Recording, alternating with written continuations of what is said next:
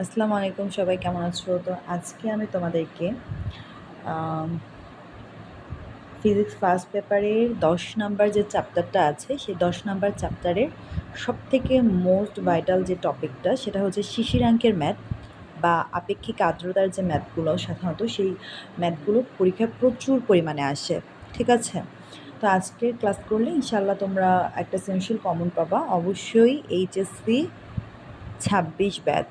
ঠিক আছে? তোমাদের জন্য স্পেশাল এই ক্লাসটা নেওয়া। তো একটু মনোযোগ দিয়ে সবাই ক্লাসটা করার ট্রাই করো, আশা করি উপকৃত হবা। তো দেখো, আমরা ফার্স্টে আজকে কথা বেশি বলবো না, সরাসরি ম্যাথে চলে যাবো। ঠিক আছে? এত থিওরিটিক্যাল ব্যাখ্যা দিব না। তো দেখো, ফার্স্টে শিশিরাঙ্কের সংজ্ঞাটা একটু পড়ে নাও। যে তাপমাত্রায় অসম্পৃক্ত দ্রবণ সম্পৃক্ত দ্রবণে পরিণত হয় তাকে হচ্ছে শিশিরাঙ্ক বলে। ঠিক আছে? তো শিশিরাঙ্কের সংজ্ঞাটা ফার্স্টে পড়ে নিবা। তো শিশিরাঙ্কে আরও দুটো সংজ্ঞা দেখো লিখে রাখছি। যে তাপমাত্রায় বায়ুতে জলীয় বাষ্প জমতে শুরু করে তাকে শিশিরাঙ্ক বলে। আচ্ছা, আমরা যখন শীতের দিনে দেখবা গাছে, শীতের দিনে বা হচ্ছে তোমার শীতের দিনে মেনলি এটা ভালো মতন দেখা যায়। তো গাছের মানে ঘাসের মধ্যে দেখবো তোমার কুয়াশা জমে থাকে, কিংবা মাঝে মাঝে দেখবা তোমার গাড়ির কাচে কুয়াশা জমে থাকে। ঠিক আছে? এই যে কুয়াশাটা মূলত কি একটা জলীয় বাষ্প না? এই জলীয় বাষ্পটা যে জমতে শুরু করে এটাকেই বলতো মানে এটাকেই মূলত তোমার বলা হচ্ছে কি শিশিরাঙ্ক। ঠিক আছে? বা যে তাপমাত্রায় বায়ুতে শিশির অদৃশ্য হতে শুরু করে তাকেও কিন্তু আমরা শিশিরাঙ্ক বলতে পারি। কিংবা আমরা এই যে আরেকটা সংজ্ঞা পড়লাম যে যে তাপমাত্রায় অসম্পৃক্ত দ্রবণ হতে সম্পৃক্ত দ্রবণে পরিণত হয় তাকে আমরা শিশিরাঙ্ক বলতে পারি। তো এটা গেল আমার শিশিরাঙ্কের আলোচনা। তো আমি এখন চলো আমি ম্যাথে চলে যাই, যেটা আসলে তোমাদের দরকার সিকিউর জন্য। ঠিক আছে? অবশ্যই মনোযোগ দিয়ে বোঝার ট্রাই করো। সো দেখো, এখানে আমাদের আছে আপেক্ষিক আর্দ্রতার ম্যাথ আসে মাঝে মাঝেই। তো দেখো, এখানে আমি লিখে রাখছি যে কোন স্থানের একক আয়তনের উপর জলীয় বাষ্পের ভর এবং ওই স্থানে ওই আয়তনের সম্পৃক্ত অবস্থায় জলীয় বাষ্পের ভরের অনুপাতকে আপেক্ষিক আর্দ্রতা বলা হয়। আপেক্ষিক আর্দ্রতার সংজ্ঞাটা অবশ্যই করে নিবা, যাকে আর দ্বারা প্রকাশ করা হয়। বা তুমি যদি মনে করো যে আমার সংজ্ঞাটা বুঝতে অনেক প্রবলেম হচ্ছে বা সংজ্ঞাটা মনে রাখতে প্রবলেম হচ্ছে, তো তুমি কি করবা? আপেক্ষিক আর্দ্রতার সূত্র পড়বা। আপেক্ষিক আর্দ্রতার সূত্র হচ্ছে আর ইজিক্যাল টু ছোট হাতের এফ বাই বড় হাতের এফ ইন্টু 100%। ঠিক আছে? এই ছোট হাতের এফ দ্বারা বোঝায় হচ্ছে শিশিরাঙ্কের তাপমাত্রায় সম্পৃক্ত বাষ্পচাপ, আর বড় হাতের এফ দ্বারা বোঝায় হচ্ছে জলীয় বাষ্পের তাপমাত্রায় বা জলীয় বাষ্পের বা বায়ুর তাপমাত্রায় সম্পৃক্ত বাষ্পচাপ। কি বলছি? ছোট হাতের এফ দ্বারা বোঝায় শিশিরাঙ্কের তাপমাত্রায় সম্পৃক্ত বাষ্পচাপ, আর বড় হাতের এফ দিয়ে বোঝায় হচ্ছে বায়ুর তাপমাত্রায় সম্পৃক্ত বাষ্পচাপ। ঠিক আছে? তো আমরা বলতে পারি না এভাবে যে শিশিরাঙ্কের তাপমাত্রায় সম্পৃক্ত বাষ্পচাপ এবং বায়ুর তাপমাত্রায় সম্পৃক্ত বাষ্পচাপের যে অনুপাতটা তাকে আমাদের বলা হচ্ছে আপেক্ষিক আর্দ্রতা। তুমি এই সংজ্ঞাটা ভালো মতো নাম মনে রাখতে পারলে তুমি এভাবে বলে দিবা যে এই দুটার অনুপাতকে আমাদের কি বলা হচ্ছে? আপেক্ষিক আর্দ্রতা। কারণ তোমার তো সূত্র মনে রাখতে হলে এটা মনে রাখতে হবে যে আর ইজিক্যাল টু ছোট হাতের এফ বাই বড় হাতের এফ। ছোট হাতের এফ মানে কি? শিশিরাঙ্কের তাপমাত্রায় সম্পৃক্ত বাষ্পচাপ, আর বড় হাতের এফ মানে বায়ুর তাপমাত্রায় সম্পৃক্ত বাষ্পচাপ। ঠিক আছে? তো এভাবে করে আমরা সংজ্ঞাটা বলে দিতে পারি ইন্টু 100%। তো দেখো, এখানে আমি একটা কোশ্চেন লিখছি যে শিশিরাঙ্কের তাপমাত্রায় বাষ্পচাপ দেওয়া আছে এত, বায়ুর তাপমাত্রায় বাষ্পচাপ দেওয়া আছে এত, এখন ওই দিনের আপেক্ষিক তাপমাত্রা কত? তো আপেক্ষিক তাপমাত্রার সূত্র আমরা কি জানি? আর ইজিক্যাল টু ছোটো হাতের এফ বাই বড় হাতের এফ ইন্টু 100%। ঠিক আছে? তো এখানে এগুলো লিখে আমি জাস্ট ক্যালকুলেট করে দিচ্ছি। তো এটাই। এবার দেখো, আমি এখানে একটা কথা লিখছি যে আপেক্ষিক আর্দ্রতা নির্ণয় করার যে যন্ত্রটা আছে সেই যন্ত্রের নাম হচ্ছে হাইগ্রোমিটার। তো চলো আমরা এখন হাইগ্রোমিটার নিয়ে আলোচনা করব। প্রথমে আমরা কী নিয়ে আলোচনা করলাম? আপেক্ষিক আর্দ্রতা নিয়ে প্রথমে আলোচনা করলাম। তারপরে আমরা কী নিয়ে আলোচনা করব? আপেক্ষিক আর্দ্রতা নির্ণয় করা যন্ত্রের নাম হচ্ছে হাইগ্রোমিটার। এই হাইগ্রোমিটার নিয়ে আমরা আলোচনা করব।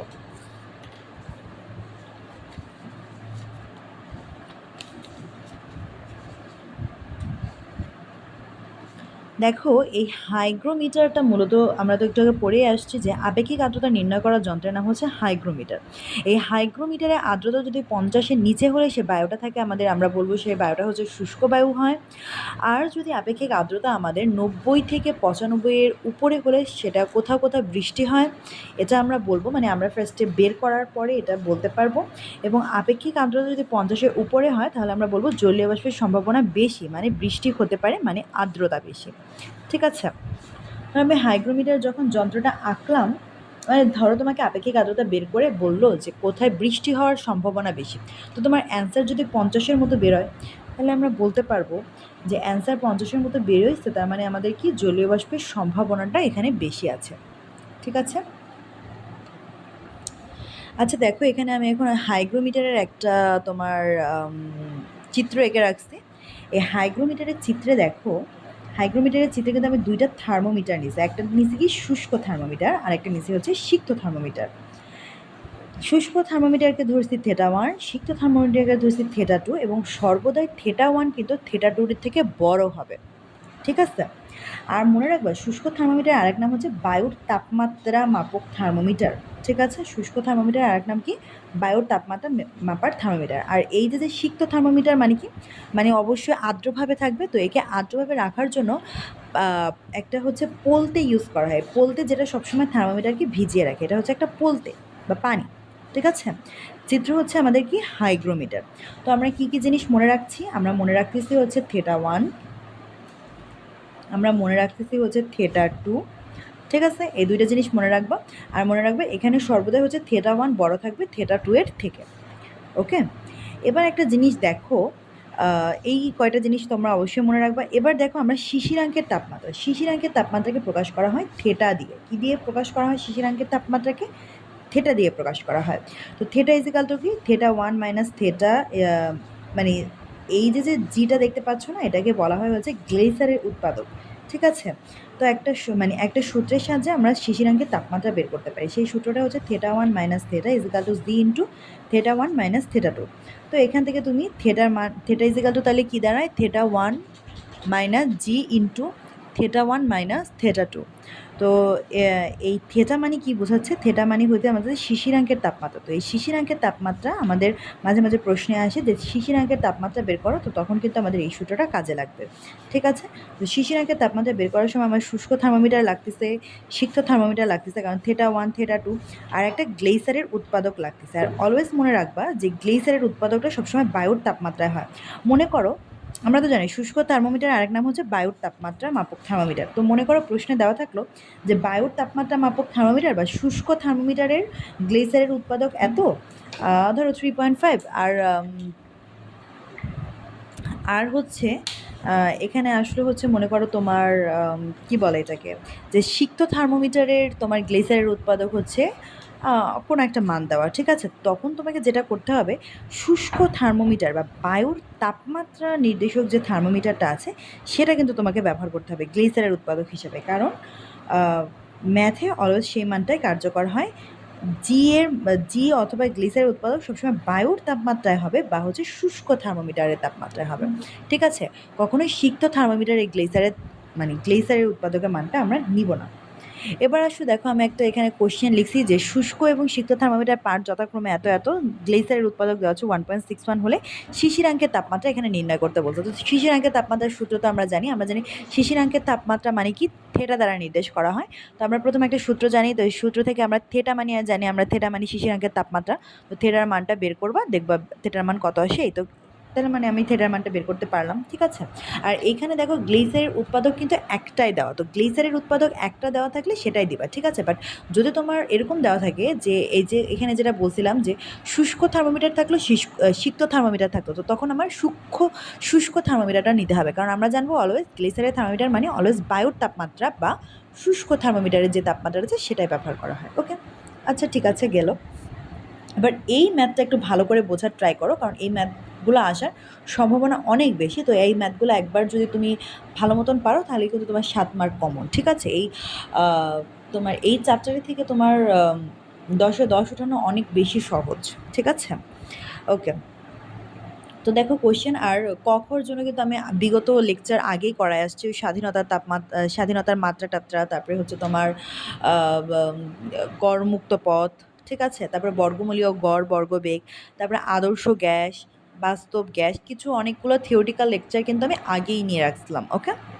তো ওগুলো একটু দেখে নিতে পারো। আর যদি টাইম না থাকে তাহলে একদম জাস্ট সিকিউর জন্য যেটা আসলে মোস্ট ইম্পর্টেন্ট সেটা একটু পড়াই দিচ্ছি, এটাই পড়ো।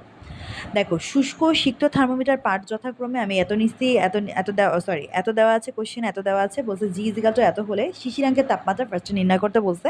তারপরে বলছে যে 20 ডিগ্রি, 22 ডিগ্রি এবং 30 ডিগ্রি সেলসিয়াস তাপমাত্রায় সম্পৃক্ত বাষ্পচাপ যথাক্রমে এত, এত এবং এত বাষ্পচাপ দেওয়া আছে, আপেক্ষিক আর্দ্রতার মান নির্ণয় করতে বলছে। ঠিক আছে, এখন আমার আপেক্ষিক আর্দ্রতার মান নির্ণয় করতে গেলে কি লাগবে?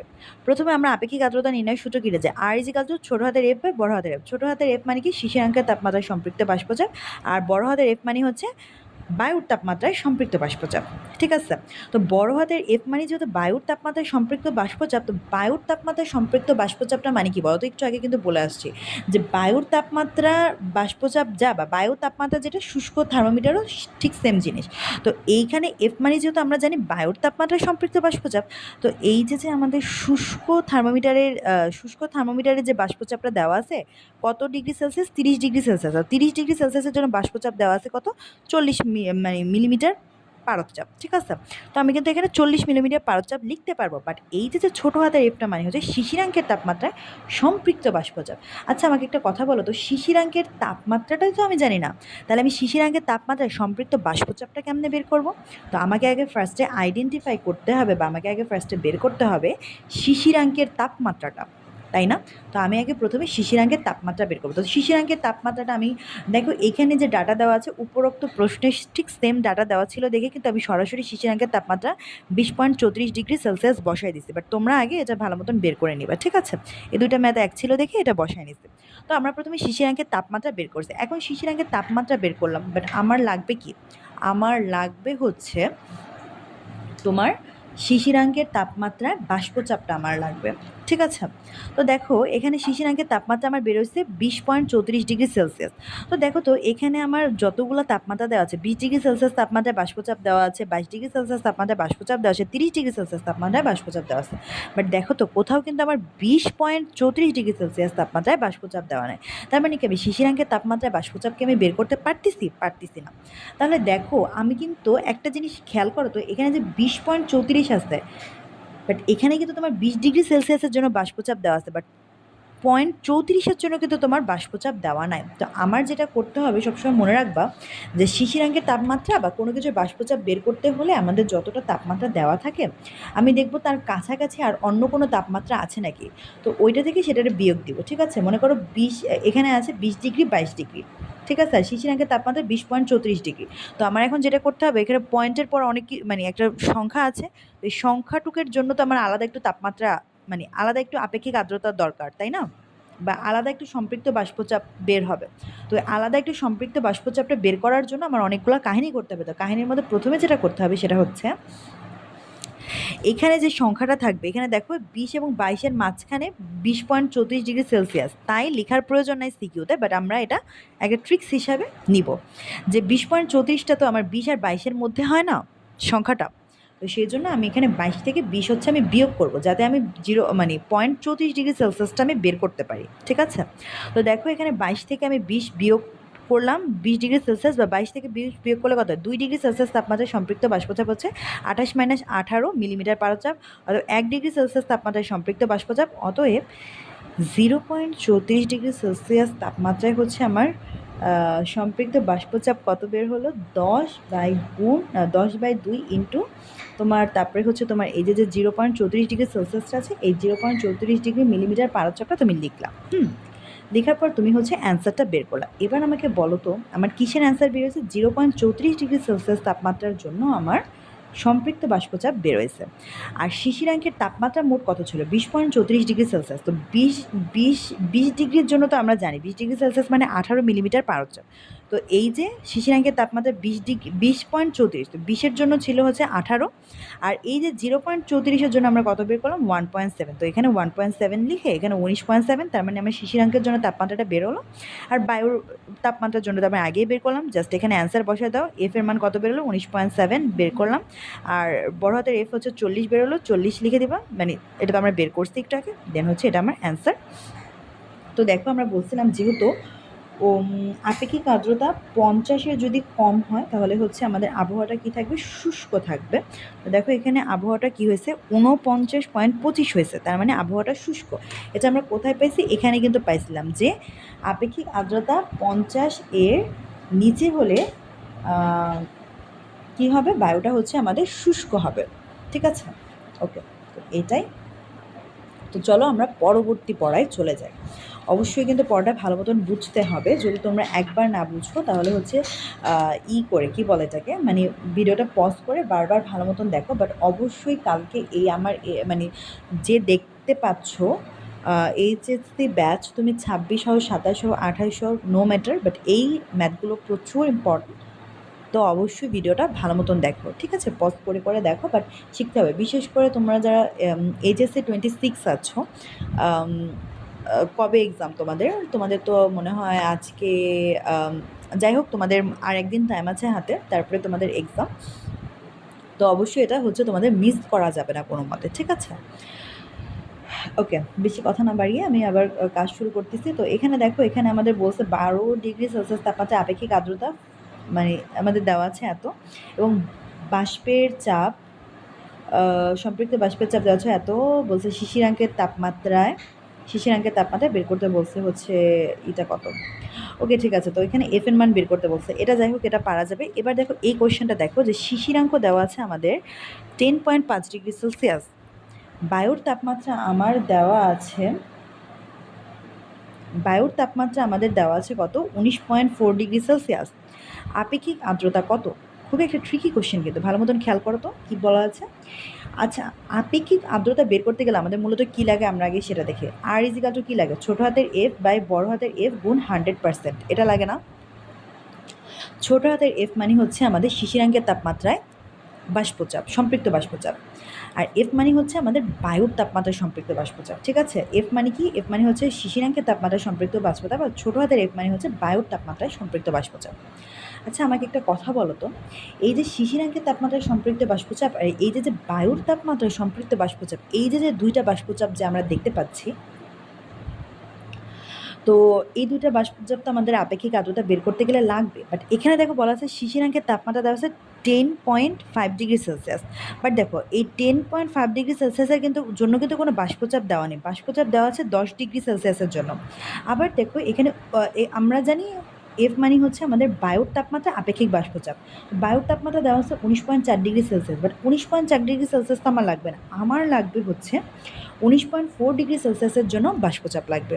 ঠিক আছে, তো আমাকে একটা কথা বলো তো, যে একটু আগে তোমাদেরকে কী শেখাইছিলাম, যে এই যে যখন এক্সট্রা যখন তাপমাত্রা দেওয়া থাকে, তো এই এক্সট্রা তাপমাত্রাটা বের করে দেন কিন্তু আমার আপেক্ষিক আর্দ্রতাতে বসাইতে হয়, তাই না? তো চলো আমি প্রথমে আগে শিশিরাঙ্কের তাপমাত্রার জন্য একটা সম্পৃক্ত বাষ্পচাপ এবং আপেক্ষিক আর্দ্রতার জন্য আমি একটা সম্পৃক্ত বাষ্পচাপ ভালো মতন বের করে এনে তারপরে চলো আমি হচ্ছে বসাই। ঠিক আছে, তো দেখো এখানে 10.5 ডিগ্রি সেলসিয়াস। তো একটা জিনিস খেয়াল করো তো, যে এখানে আমাদের যখন এরকম আছে যে 10.5 ডিগ্রি সেলসিয়াস, ঠিক আছে, 10.5 ডিগ্রি সেলসিয়াস, তো এখানে দেখো 10.5 ডিগ্রি সেলসিয়াসটা কার কার মধ্যে আছে, 10 এবং 11-র মধ্যেই তো এটা থাকে, তাই না?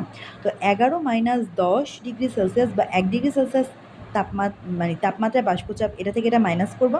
তারপরে এই যে 0.5, মানে এইখানে এই 10টার জন্য তো আমি আমার 10টার জন্য তো দেওয়াই আছে, আমার লাগবে হচ্ছে 0.5-এর জন্য, তাই না? তো আচ্ছা, এই 0.5, 0.5 বা 0.5-এর জন্য আমি তাপমাত্রা দেন হচ্ছে বের করলাম। তো দেখো শিশিরাঙ্কের তাপমাত্রা তাহলে সম্পৃক্ত বাষ্পচাপ কত পাচ্ছি, 10-এর জন্য তো আমার প্রশ্নে দেওয়া আছে 9.2, 9.2, আর এই যে 0.5-এর জন্য যে আমি বাষ্পচাপটুকু বের করলাম 0.35, সেই 0.35 আমি যোগ করছি, তার মানে 9.2 আর 0.35 যোগ করে আমি যেটা মোট পাইলাম সেটা হচ্ছে শিশিরাঙ্কের তাপমাত্রায় সম্পৃক্ত বাষ্পচাপ। ঠিক অনুরূপভাবে বায়ুর তাপমাত্রায় সম্পৃক্ত বাষ্পচাপ যেটা 19.4, তো 19.4টা আমার কিন্তু 20 এবং 19-এর মাঝামাঝি একটা সংখ্যা। তো আমি 20 থেকে 19 ফার্স্টে বিয়োগ দিয়ে আমি হচ্ছে তোমার একটা বাষ্পচাপ বের করবো। তো সেটা আগে আমি 1-এর সাথে তুলনা করবো। এটা তো মানে 20 মাইনাস 19 মানে তো 1, তাই না? 19 মানেই তো হচ্ছে 1। তারপরে আমি হচ্ছে 0.4-এর জন্য আমি বাষ্পচাপটা বের করবো। তো 19-এর জন্য আমার দেওয়া আছে এতটুকু বাষ্পচাপ, 0.4-এর জন্য যে বাষ্পচাপটুকু বেরোবে সেই দুইটা বাষ্পচাপের যোগফল করলে আমি বায়ুর তাপমাত্রায় সম্পৃক্ত বাষ্পচাপ পেয়ে যাবো। দেন এখানে বসালে আমার অ্যান্সার হয়ে যাবে। এই কথাগুলাই হচ্ছে এখানে লেখা আছে। তার বাদবাকি আর কোনো কথা হচ্ছে এখানে লিখা নাই, ঠিক আছে? আচ্ছা দেখি এখানে এখানে কি কথাটা বলা আছে। ম্যাথটির ক্ষেত্রে যদি শিশিরাঙ্কের তাপমাত্রা 11.5 থাকতো তবে 10 থেকে 11 10 এবং 11 থেকে 1 ডিগ্রি সেলসিয়াস বের করতাম, তারপরে 0.4।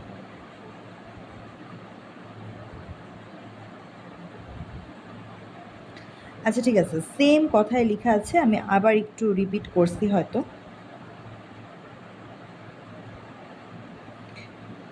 ওকে ঠিক আছে, সেম কথাই লেখা, ঠিক আছে? আমি একটু অন্য পেজে চলে যাই।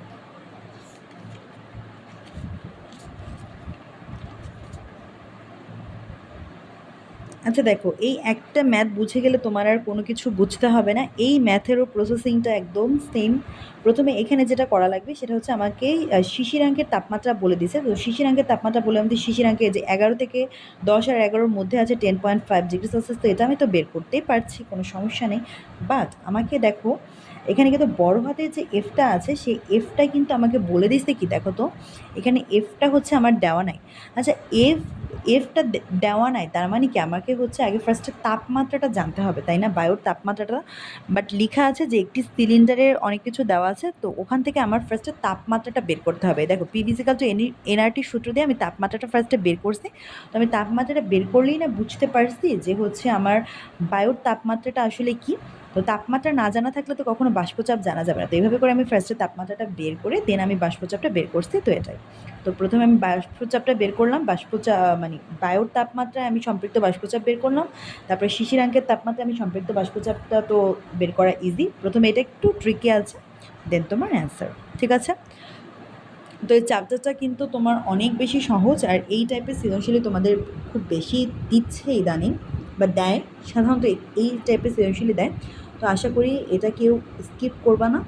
সবাই ভালো থাকো, আল্লাহ হাফিজ। অ্যান্ড হচ্ছে অবশ্যই অনেক অনেক শুভকামনা এইচএসসি 26-এর জন্য।